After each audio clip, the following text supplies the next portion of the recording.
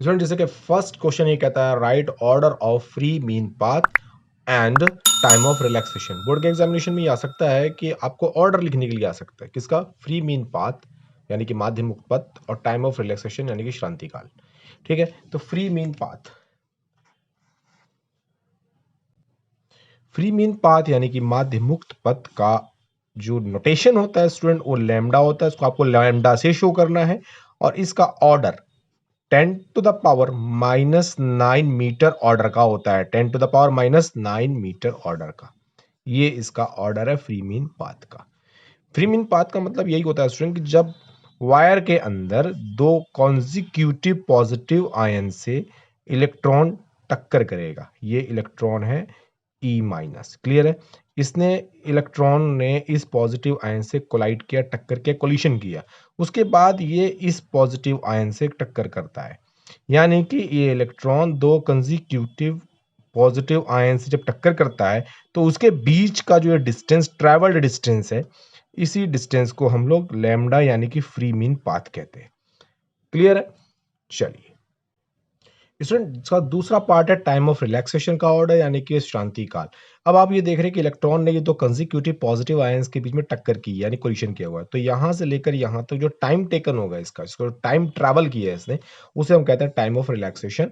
और इसका notation student tau है, इसका नोटेशन टाउ है बिकॉज ये टाइम है, तो टाइम इज इक्वल टू होता क्या चीज है, distance upon speed. So distance upon speed. Okay student, distance आपका है लैम्डा बिकॉज अभी अभी मैंने आपको बताया है लैम्डा डिस्टेंस ट्रेवल्ड है फ्री मीन पाथ के फॉर्मेट में, और स्पीड है आपका V RMS, root mean square velocity. Clear है, tau is equal to lambda का ऑर्डर ऊपर लिखा हुआ है 10⁻⁻9 और वीआरएमएस की वैल्यू आपको पता होनी चाहिए 10⁻5 मीटर पर सेकेंड। क्लियर है, जब ये ऊपर जाएगा 10⁻⁻9 इंटू 10⁻⁻5 दोनों ऐड हो जाएंगे 10⁻⁻14। टाइम है, टाइम ऑफ रिलैक्सेशन, इसका यूनिट आप सेकंड दे देंगे, तो ये आपका ऑर्डर कैलकुलेट हो जाएगा स्टूडेंट। क्लियर है, सो एक बार इसको फिर ब्रीफ कर देता हूँ। फ्री मीन पाथ का ऑर्डर 10⁻⁻9 मीटर और टाइम ऑफ रिलैक्सेशन का ऑर्डर 10⁻⁻14 सेकेंड। ओके स्टूडेंट, चलते हैं हम नेक्स्ट क्वेश्चन पर। स्टूडेंट सेकंड क्वेश्चन बहुत इंपॉर्टेंट क्वेश्चन है, वो ये कहता है what is the difference between electric current and current density. Clear है, करंट और करंट डेंसिटी में क्या बेसिक डिफरेंस है, हिंदी में इसको कहते हैं विद्युत धारा और धारा घनत्व। तो चलिए इसको हम लोग पार्टीशन करके इसके बीच के डिफरेंशिएशन को हम लिखते हैं। स्टूडेंट इस तरह से मैंने इन लोग को कैटेगराइज कर दिया है। इलेक्ट्रिकल करंट का पहला जो मतलब होता है यही होता है the rate of flow of charge, the rate of flow of charge is electrical current. और डेंसिटी में क्या होता है, जो इलेक्ट्रिकल करंट वायर के पर यूनिट एरिया मीन्स जो per unit cross sectional area से क्रॉस करेगा उसे करंट डेंसिटी कहेंगे। चलिए मैं इसको लिख देता हूं, the rate of flow of charge, और दूसरे में क्या लिखा हुआ है, the flow of current through unit cross sectional area.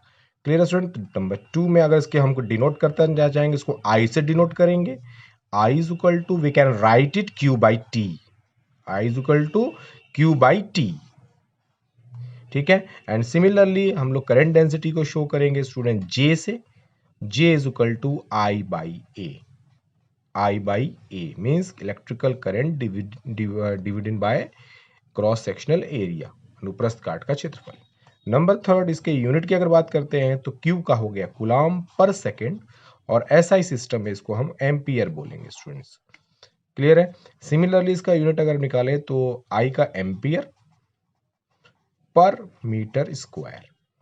Fourth में अगर देखते हैं तो इलेक्ट्रिकल करंट हमारा वेक्टर क्वांटिटी नहीं है, स्केलर क्वांटिटी है, it is a scalar quantity, scalar quantity. Similarly current density is also a scalar quantity, scalar quantity यानी कि दोनों के दोनों क्वांटिटीज हमारी अदिश राशि हैं स्केलर क्वांटिटी से। तो ये बेसिक डिफरेंसेस आपको बोर्ड के एग्जामिनेशन में लिखने होंगे। क्लियर है, एक बार फिर देखते हैं, I is equal to Q by T electrical current, J is equal to I by A current density, unit Q का coulomb per second which is in ampere and SI system, और I का हो गया यहाँ J is equal to I by A में I का हो गया एम्पियर पर मीटर स्क्वायर, और दोनों को दोनों हमारे स्केलर क्वांटिटीज हैं। तो ये आपका बेसिक डिफरेंस है student between electrical current and current density, Hindi में विद्युत धारा और धारा घनत्व। ठीक है student, third question is very important question, what is specific resistance. Specific resistance को रेजिस्टिविटी भी कहते हैं और हिंदी में इसको विशिष्ट प्रतिरोध कहेंगे। ठीक है, तो विशिष्ट प्रतिरोध रेजिस्टिविटी को हम लोग रो से डिनोट करेंगे। Rho is equal to basic इसका फॉर्मूला E बाई जे होता है student, E by J. So E by J ये रेशियो है आपका रो के लिए, यानी कि rho is a ratio of electrical current intensity to current density. ठीक है, विद्युत क्षेत्र की तीव्रता और धारा घनत्व। और आपको पता है कि E is equal to V by L होता है, V बाई एल। और जे अभी अभी मैंने बताया क्वेश्चन नंबर 2 में J is equal to I by A. Clear है, तो E is equal to V by L और J is equal to I by A को मैं इसमें पुट कर देता हूं। तो rho is equal to E के value V by L divided by I by A. Clear है, ये रिवर्स हो जाएगा तो V by L multiply A ऊपर आ गया A बाई आई। क्लियर है, आपको पता है कि V और I को साथ कर देता हूं मैं, तो V upon I multiply A by L. आपको पता होना चाहिए V अपॉन आई को हम क्या बोलते हैं, R resistance, V upon I potential difference divide by electrical current. तो row can be return as, इसको हटा दो V अपॉन आई को, लिख दो R A by L. Okay student, तो ये आपका एक्सप्रेशन आ गया स्पेसिफिक रेजिस्टेंस यानी विशिष्ट प्रतिरोध का। इस तरीके से इसका फॉर्मूला हमने प्राप्त कर लिया, rho is equal to R A by L. इसके यूनिट की बात होती है स्टूडेंट, तो R को यूनिट होता है ओम, R का यूनिट आपको पता है ओम, इंटू A एरिया है metre square, divided by length है मीटर, 1 मीटर का क्रॉस कर लिया हमने, इसका यूनिट हमें मिल गया ohm metre, ohm metre. So specific resistance या विशिष्ट प्रतिरोध को डिनोटेशन है हमारा रो और उसका यूनिट आ गया ओम मीटर। क्लियर है, इसका डायमेंशनल फॉर्मूला यानी कि विमीय सूत्र, डायमेंशनल फॉर्मूला यानी कि विमीय सूत्र वो आप खुद से निकाल लेंगे या मेरे कमेंट बॉक्स में डाल लेंगे। इस तरह से यहाँ पर आपको डायमेंशन मिल जाएगा, ये आप कैलकुलेट करके निकालेंगे। तो स्टूडेंट जब भी आपके बोर्ड में ये क्वेश्चन आएगा तो आपको ये सारे डाटाज दिखाने हैं, ध्यान दीजिएगा, डाटा दिखाएंगे तभी आपको नंबर मिलेगा। अगर आप सिंपल सिंपल इसका डेफिनेशन रट के जाके लिख के चले आओगे तो आई थिंक आपको कुछ नहीं मिलेगा। और अगर डेफिनेशन देनी भी है तो इसके बिहाफ पर आपको डेफिनेशन देनी है। ठीक है, the ratio of electrical current intensity to the current density is called specific resistance, या हिंदी में विद्युत धारा, विद्युत क्षेत्र की तीव्रता और धारा घनत्व का अनुपात विशिष्ट प्रतिरोध कहलाता है। तो इस तरीके से आप लिखेंगे, आपको नंबर मिलेंगे। चलिए अब नेक्स्ट क्वेश्चन पे चलते हैं। क्वेश्चन नंबर 4 बहुत ही इंपॉर्टेंट क्वेश्चन है, right relation between drift velocity यानी कि ड्रिफ्ट वेलोसिटी अनुगमन वेग Vd and electrical current I में रिलेशन निकालना है आपको, I और Vd में रिलेशनशिप डेवलप करना है। ये बहुत ही इंपॉर्टेंट क्वेश्चन है, बोर्ड में हमेशा रेगुलरली आता है। चलिए इसको बोर्ड में कैसे लिखना है आपको शॉर्ट क्वेश्चन में, वो मैं आपको बताता हूँ। इस तरह से आपको एक वायर दिखाना है जिसमें मैंने ये 8 शेप का एक क्रॉस सेक्शनल एरिया बनाया हुआ, अनुप्रस्थ काट का क्षेत्रफल, इस तरीके से आपको ये दिखाना है। क्लियर है, और वायर को किसी सेल या बैटरी से कनेक्ट करना है, उसकी पोलैरिटी यानी कि प्लस माइनस को इस तरफ से दिखाना है। ठीक है, और इसमें जो ये फ्री इलेक्ट्रॉन्स मैंने दिखाए हैं इसकी मूवमेंट को आप दिखा देंगे पॉजिटिव टर्मिनल की तरफ। इस तरह से ये फ्री इलेक्ट्रॉन आपके मूव करेंगे। क्लियर है, ये आपके फ्री इलेक्ट्रॉन से जो मूवमेंट कर रहे हैं टुवर्ड्स द प्लस टर्मिनल। ठीक है, वायर की लेंथ आपके पास L है, इसकी स्पीड जो भी आप मूवमेंट करा रहे हैं वो Vd है, Vd इज ड्रिफ्ट वेलोसिटी, और किसी भी इलेक्ट्रॉन की चार्ज कितनी होती है N, और नंबर ऑफ इलेक्ट्रॉन्स जो फ्री इलेक्ट्रॉन्स है सपोज मैंने कर लिया N। क्लियर है, तो जो रिलेशनशिप हमारा डेवलप होता है I is equal to N multiply E multiply A multiply Vd, ये रिलेशनशिप है आपका बिटवीन I एंड Vd यानी कि electrical current and velocity, drift velocity. I is equal to NeAVD, I is equal to NeAVD, बाहर में इसका unit ampere डालेंगे। तो आप अगर डायरेक्ट इसको लिखते हैं तो आपको शायद उतने नंबर ना मिले ढंग से, उसके लिए आप एक फिगर आउट कर लेंगे, तब इसके बाद ये formula I is equal to NeAVD लिखेंगे और इंट्रो भी करेंगे। इंट्रो N का करेंगे, E का करेंगे कि क्या नाम है, सिमिलरली ए का करेंगे और आप वी डी का करेंगे। ये इनके नाम क्या है, इनके नोटेशंस क्या है। इन नोटेशंस के नाम इस तरह से लिखने हैं। एन नंबर ऑफ इलेक्ट्रॉन, मुक्त इलेक्ट्रॉनों की संख्या। ई चार्ज ऑफ इलेक्ट्रॉन, यानी कि इलेक्ट्रॉन का एक चार्ज कितना कंसीडर करता है। ए क्रॉस सेक्शनल एरिया, अनुप्रस्थ काट का क्षेत्रफल। वी डी ड्रिफ्ट वेलोसिटी, यानी कि अनुगमन वेग। तो इस तरह से फिगर देने के बाद, एक्सप्रेशन देने के बाद आपको इन नोटेशंस के मीन लिखने पड़ेंगे, चाहे हिंदी में चाहे इंग्लिश में, तब आपको ये नंबर पूरे मिलेंगे। ओके स्टूडेंट, अब चलते हैं next question. Question number 5, I think इस बोर्ड में बहुत ही इंपॉर्टेंट क्वेश्चन हो सकता है, या आ सकता है आपके examination. What is the effect of temperature on resistance of metal. मतलब इसका हिंदी में मतलब ये है कि मेटल का अगर आप रेजिस्टेंस ले रहे हैं तो टेम्परेचर का क्या उस पर असर पड़ेगा। तो ये आपको पता है कि टेम्परेचर के राइज करने पर, यानी टेम्परेचर के बढ़ने पर रेजिस्टेंस भी आपका बढ़ता है। चलिए कैसे बढ़ता है, अब उसको हम एक्सप्लेन करते हैं।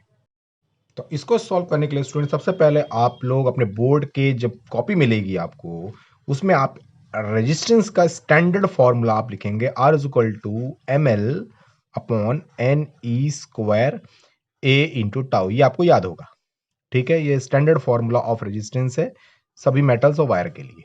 क्लियर है। इसमें रेजिस्टेंस आर और टाउ को इनवर्सली प्रोपोर्शनल में आप देख रहे हैं, व्युत्क्रमानुपाती में देख रहे हैं। आर आपका ऊपर है और टाउ आपका नीचे है, तो मैं इसको इस तरीके से लिख सकता हूं। R inversely proportional 1 upon tau. R inversely proportional 1 upon tau, इस तरीके से लिखा जा सकता है। क्लियर है। आर ऊपर है, टाउ नीचे है। नंबर 1 कर दो यहां पे, इसको कोई मतलब नहीं है। आपको पता है टाउ क्या है। टाउ इज शांति काल, यानी कि time of relaxation. Time of relaxation इसी वीडियो में मैंने फर्स्ट क्वेश्चन में आपको बताया है। टाइम टाइम ऑफ रिलैक्सेशन शांति काल। तो टाउ इज इक्वल टू मैंने आपको बताया है lambda by V R M S. Clear है। इसी वीडियो के फर्स्ट क्वेश्चन में है tau is equal to lambda by V R M S. Clear है स्टूडेंट। नंबर इसको मैं 2 करता हूं। अब आप इसको इसमें पुट अप कर सकते हैं टाउ की वैल्यू को। जब आप इसको पुट करेंगे तो R inversely proportional 1 upon tau है, और टाउ की वैल्यू आपकी ये पूरी आ रही है lambda upon V R M S, जो कि रेसिप्रोकलाइज हो जाएगा, यानी कि ये पलट जाएगा, तो V R M S upon tau आएगा। अब आप ये देखिए कि आर यानी रेजिस्टेंस और वी आर एम एस एकदम डायरेक्टली प्रोपोर्शनल दिख रहे हैं, ठीक है। डायरेक्टली प्रोपोर्शनल दिख रहे हैं, so we can say R directly proportional V R M S. और आपको ये भी पता होना चाहिए कि जो वी आर एम एस यानी कि रूट मीन स्क्वायर वेलोसिटी होती है, वो सीधा सीधा टेम्परेचर पे डिपेंड करती है, वो भी रूट ऑफ टेम्परेचर पर। ये आपको पहले से पता होगा। तो आप इसको लिंकअप करके देखिए, क्या आपको दिखाई दे रहा है और क्या कंक्लूजन निकल रहा है कि टेम्परेचर जैसे जैसे आप बढ़ाओगे या टी टेम्परेचर इंक्रीज करेगा, रेजिस्टेंस भी इंक्रीज करेगा। इस तरीके से प्रूव होता है। क्लियर है स्टूडेंट कि टेम्परेचर के बढ़ने पर मेटल का रेजिस्टेंस बढ़ेगा। Resistance will rise with rise of temperature. इस तरीके से बोर्ड में आपको स्टूडेंट इसका आंसर लिखना होगा, तब आपको फुल मार्क्स मिलेंगे। That's my guarantee. चलिए नेक्स्ट क्वेश्चन पे चलते हैं। इस मॉडल पेपर का 6th क्वेश्चन बहुत ही इंपॉर्टेंट स्टूडेंट, और कुछ डिफरेंट टाइप का क्वेश्चन है। ये रेगुलरली पूछा जाता है। Right expression of coefficient of thermal resistance means, Hindi में प्रतिरोध ताप गुणांक क्या है, ये पूछ सकता है। और इंग्लिश मीडियम में आप जान ही रहे हो, कोफिशिएंट ऑफ थर्मल रेजिस्टेंस। चलिए आप बोर्ड में कैसे इसका आंसर लिखेंगे मैं आपको बताता हूं। इसके लिए वी नो दैट लिखकर आप एक एक्सप्रेशन लिखेंगे, जो मैं आपको सजेस्ट करता हूं। R T is equal to R not bracket 1 plus alpha T. ये आप लिखेंगे R T is equal to R zero 1 plus alpha T. Clear है। ये एक एक्सप्रेशन आप लिखेंगे जिसके अंदर R zero, R T, T और अल्फा नोटेशंस के आप पहले मीन लिखेंगे। क्लियर है। मीन लिखेंगे जो मैं आपको बताता हूं। इस तरह से सभी नोटेशंस के मीन लिखेंगे। आर जीरो 0 डिग्री सेंटीग्रेड पर resistance, R T degree centigrade पर रेजिस्टेंस, टी आपका अननोन टेम्परेचर, और अल्फा वही है जो आपके क्वेश्चन में पूछा गया है, coefficient of thermal resistance. Clear है। अब इसको मैं करता क्या हूं, इसको मल्टीप्लाई कराता हूं। मल्टीप्लाई कराने पे R T is equal to, R का मल्टीप्लाई 1 में किया, आर जीरो मल्टीप्लाई इसमें लिया R zero into alpha into T. इसको ट्रांसफर कर दिया जा रहा है। R T minus R zero is equal to R zero into alpha into T, और हमें डेफिनेशन चाहिए अल्फा की, तो आर नॉट और टी डिवीजन में चला जाएगा इसके। Alpha is equal to R T minus are not upon R not into T. ये एक्सप्रेशन आपको फाइंड आउट हो जाता है स्टूडेंट। ठीक है, क्या लिखा हुआ है, R T minus R zero divided by R zero into T. Clear है, ये एक्सप्रेशन निकल गया आपका अल्फा के लिए। अब आपको इसकी डेफिनेशन देनी है, तो कुछ भी नहीं करना, आर जीरो को आप लेट कर दीजिए, R zero is equal to 1 ohm, T is equal to 1 degree centigrade.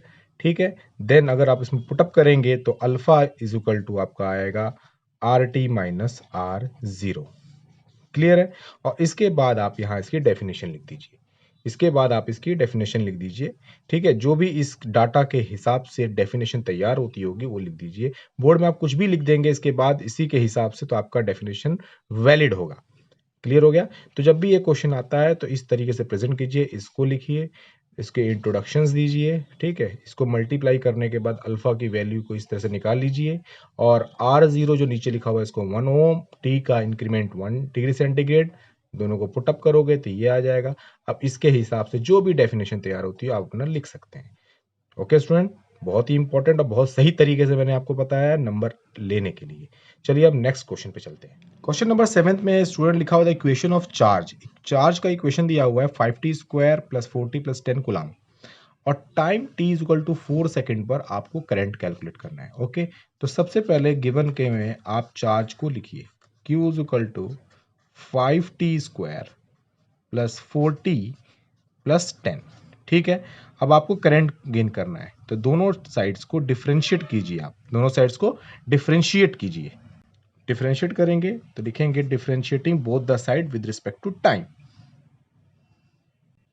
So D Q upon D T, ये डिफरेंशिएशन हो गया, और इसी को आपको पता है इलेक्ट्रिकल करंट बोलते हैं। सो डी बाई डी टी, और इस क्यू की वैल्यू प्लेस कर देंगे 5t square plus 4t plus 10। Clear है, बेसिक डिफरेंशिएशन आपको पता होना चाहिए, 5 बाहर हो जाएगा और t स्क्वायर का डिफरेंशिएशन 2t। सिमिलरली 4 कांस्टेंट है, बाहर हो जाएगा, t का डिफरेंशिएशन 1, और 10 कांस्टेंट है इसका 0, तो ये हो गया 10t प्लस 4 1 जा 4। ये आपका वैल्यू आ रहा है किसका, इलेक्ट्रिकल करंट का, I is equal to 10t plus 4। लेकिन आप यहाँ देखिए टाइम कितना दिया हुआ, 4 सेकेंड, तो t is equal to 4 second को यहाँ पुट अप कर देंगे, यहाँ पे पुट कर देंगे, तो आपकी वैल्यू आ जाएगी स्टूडेंट्स कितनी, I is equal to 10 multiply 4 plus 4। ठीक है, t की वैल्यू 4 प्लस कर दी, ये आ गया आपका 40 प्लस 4 यानी कि 44 एम्पियर। ये इलेक्ट्रिकल करंट आपकी कैलकुलेट हो जाएगी। तो ये बहुत ही इंपॉर्टेंट क्वेश्चन है स्टूडेंट, जब भी आपको क्यू मिलेगा और टाइम देने के बाद में इलेक्ट्रिक करंट पूछेगा तो डिफरेंशिएशन कर देंगे आप। आई की वैल्यू आ जाएगी 10t 40 या जो भी आएगा, उसके बाद जो टाइम मिलेगा उसको प्लेस कर दीजिए। तो इस तरह से आपको क्वेश्चन मिल के आंसर मिल जाएंगे। बहुत इंपॉर्टेंट क्वेश्चन है, इसको 2-3 बार आप लगा लेंगे, इस पे बेस्ड और भी क्वेश्चंस लगा लेंगे आप। चलिए अब नेक्स्ट क्वेश्चन पे चलते हैं। स्टूडेंट 8th क्वेश्चन ये कहता है resistance of copper wire is 10 ohm. Copper wire का रेजिस्टेंस 10 ओम है, और इफ वायर इज स्ट्रेच, किसी वायर को अगर स्ट्रेच कर दिया उसके ट्रिपल लेंथ तक, मतलब वायर का लेंथ को 3 गुना कर दिया गया है, तो नया रेजिस्टेंस क्या होगा। क्लियर है, ये क्वेश्चन बहुत आता है। मतलब एक वायर है जिसका ओरिजिनल हमारा रेजिस्टेंस 10 ओम है, अगर उसे खींचकर उसका लेंथ ट्रिपल कर दिया गया तो नया रेजिस्टेंस क्या होगा। ऐसे क्वेश्चन को सॉल्व करने के लिए देखिए हम इसको कैसे पुटअप करते हैं बोर्ड में, देखते हैं। लेंथ L1 को L एज्यूम कर लीजिए, L2 according to question triple हो चुका है, क्रॉस सेक्शनल एरिया के बारे में हमें नहीं पता, बट वॉल्यूम चेंज नहीं होगा, पता है ना आपको कि वॉल्यूम अनचेंज्ड रहेगा, वॉल्यूम अनचेंज्ड रहेगा। So volume is equal to area into length, ये आपका फॉर्मूला मेंसुरेशन का पता होना चाहिए। Volume is equal to area into length, so V is equal to we can say A1 L1 is equal to A2 L2।